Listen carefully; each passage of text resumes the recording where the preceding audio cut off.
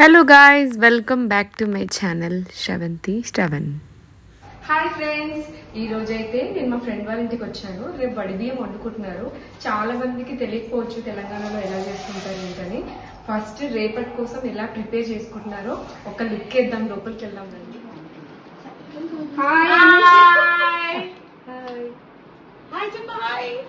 ఇక్కడ మమ్మీకి చెప్పు అనుష, ఏం చేస్తున్నావు నువ్వు? రేపు మా ఇంట్లో ఒడిబియ్యం ఫంక్షన్ ఉంది. అంటే ఒడిబియ్యం పోసుకున్నాము, బట్ రేపు వండుకుంటున్నాము. దాంతోపాటు సత్యనారాయణ వ్రతం కూడా చేసుకుంటున్నాము. తాంబూలానికి మేము అన్ని ప్రిపేర్ చేస్తున్నాము. సారకి పసుపు, కుంకుమ, అక్షంతలు, బియ్యం పిండి, ఇంకా బ్యాగ్స్, ఇవి ఇలా గజ్జల్ని ఇలా ప్యాక్ చేసాము. ఇంకా సకినాల్ని ఇలా ప్యాక్ చేసాము అనమాట.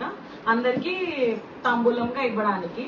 ఇందులో ఏమేమి పెడుతున్నామో చూస్తాం. ఇక్కడ జూమ్ వేసుకోండి. వరిపిండి, అక్షంతలు, కుంకుమ, పసుపు, గజ్జలు, సకినాలు ఇలా ప్యాక్ చేసి వాయినం ఇస్తాం.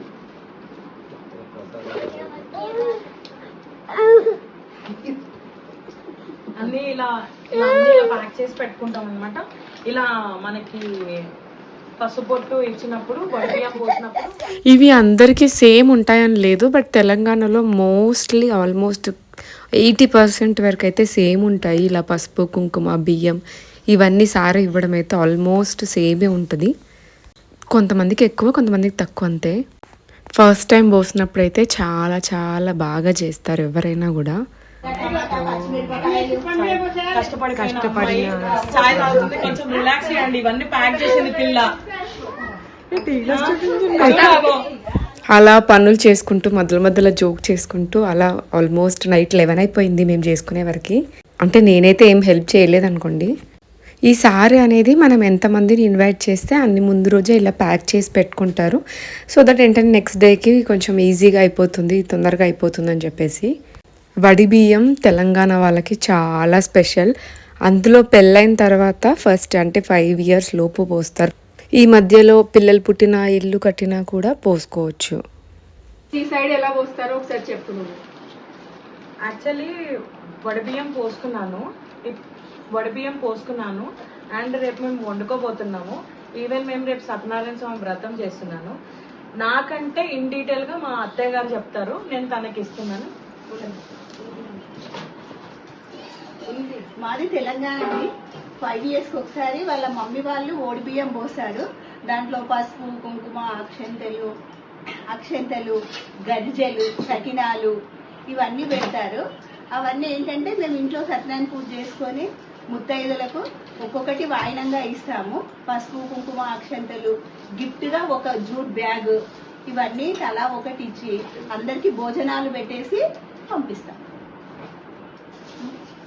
మేము వైశ్యాస్ అండి, మా దాంట్లో ఇలా ఉంటుంది మా సాంప్రదాయం. అదన్నమాట. ఇంకా ఇప్పుడు వడిబియ్యం వండుకునేటప్పుడు కొంతమంది సత్యనారాయణ స్వామి వ్రతం కూడా చేసుకుంటారు. ఇంకా ఇక్కడ అనుష వాళ్ళు కూడా ఫస్ట్ టైం బియ్యం పోసుకుంటుంది కాబట్టి తను కూడా సత్యనారాయణ స్వామి వ్రతం చేయించుకుంది. ఇంకా కొద్ది టైం వరకు ఈ సారీ అంతా ప్రిపేర్ చేయడము, దాని తర్వాత సత్యనారాయణ పీట కడగడము, అదంతా రెడీ చేయడము, ఇంకా ఆల్మోస్ట్ అందుకే మాకు నైట్ అయిపోయింది. బియ్యం పోసేటప్పుడే ఇప్పుడు వాళ్ళతోటే ఇలాంటి అప్పాలు ఇవన్నీ కూడా పెడతారు. అవి కూడా సారా ఇచ్చేటప్పుడు ఒక్కొక్కరికి 1-2 అలా ఇస్తూ ఉంటారు. ఇలా వాటర్లో పసుపు వేసి ఎందుకు అంటే దేవుణ్ణి ఎందుకు పీట కడుగుతారంటే, ఎక్కడన్నా పసుపు పుదించకపోతే ఈ గ్యాప్స్ లో నుంచి పసుపు వెళ్ళి అంతా శుద్ధి అవుతుందనే ఒక ఉద్దేశంతో వాటర్లో ఖచ్చితంగా పసుపు వేసి మనము దేవుడి పీటని కడగాలి.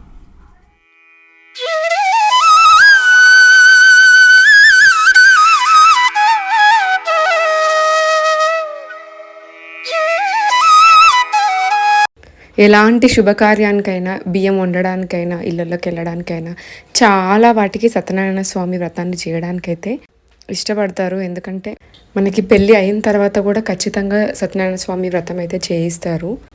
అన్ని విధాలుగా మంచి జరగాలని చెప్పి సత్యనారాయణ స్వామి వ్రతం అయితే చాలామంది చేస్తారు.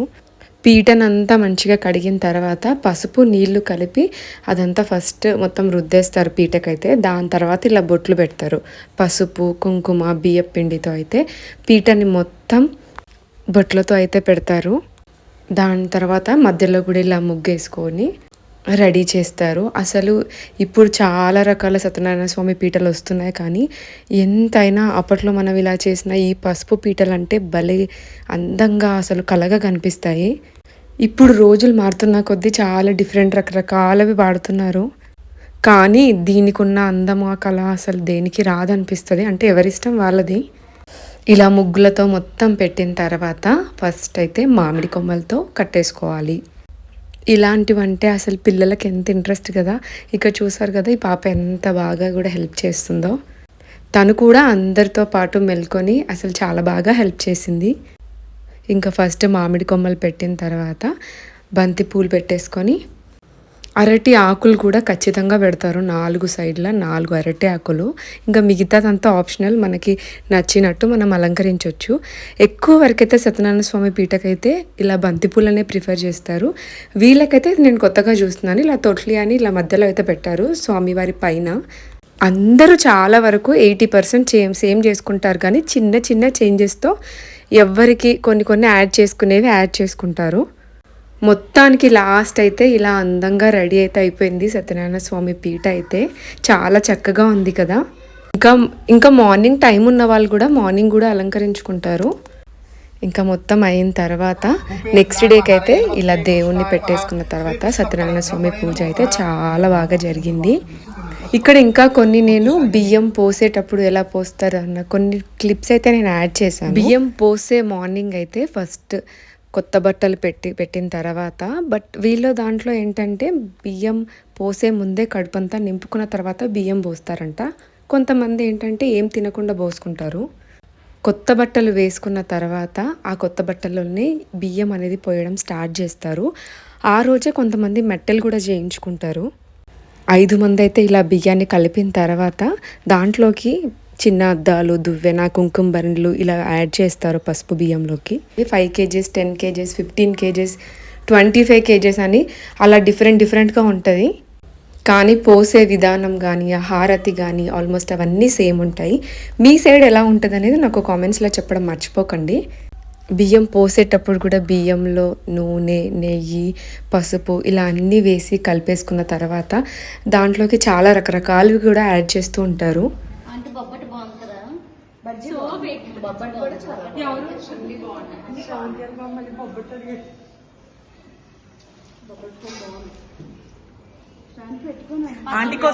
ఆంటీ కోసం దేవుడు 2 మిర్చీలు ఇచ్చాడు.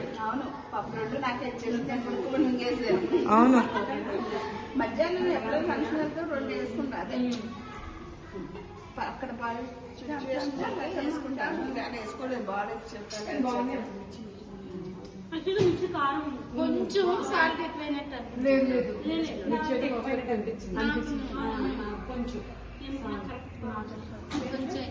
అంటే నాకు తెలిసి ఒక బజ్జీలో ఏమైనా ఉన్నదేమో తెలియదు, కానీ నేను ఇద్దరు తిన్నప్పుడు బాగా అనిపించింది నాకు. మీ బాబు పూరిలో ఉన్న స్వీట్ కావాలని అడిగింది అని రాక పేరు పూరిలో ఉన్న స్వీట్ అడిగాడా. ఇంకా మనకు ఆడవాళ్ళకైతే ఏదైనా ఫంక్షన్ అయిందంటే తప్పకుండా వంటల గురించి అయితే మాట్లాడుకుంటాం కదా. అలా మేము ఫన్నీగా చాలాసేపు మాట్లాడుకున్న తర్వాత డే అయితే అలా హ్యాపీగా కంప్లీట్ అయిపోయింది. ఐ హోప్ వీడియో అందరికీ నచ్చిందనే అనుకుంటున్నాను. మీరు ఇంకా సబ్స్క్రైబ్ చేసుకోకపోతే మాత్రం ప్లీజ్ సబ్స్క్రైబ్ చేసుకొని బెల్ ఐకాన్ని క్లిక్ చేస్తే నేను వీడియోస్ పెట్టగానే మీకు వచ్చేస్తాయి. Thank you so much for watching. Please follow for more.